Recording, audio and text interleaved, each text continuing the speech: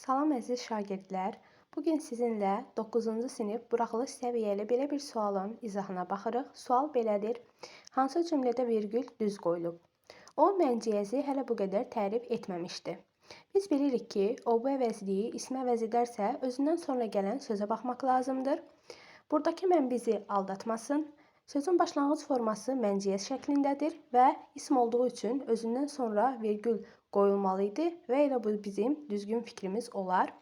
Bu neçənci kitabdır ki, oxuyursan, burada neçənci əvəzlik olduğu üçün virgül qoyulmamalı idi. Bu səhv fikirdir. O gedəndə sənə deyərəm.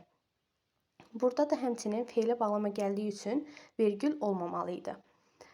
D variantında bu məni də aldadıbdır.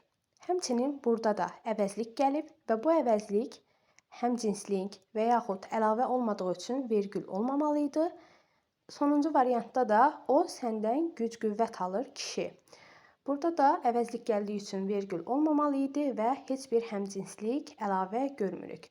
Ona görə düzgün cavab olar A variantı.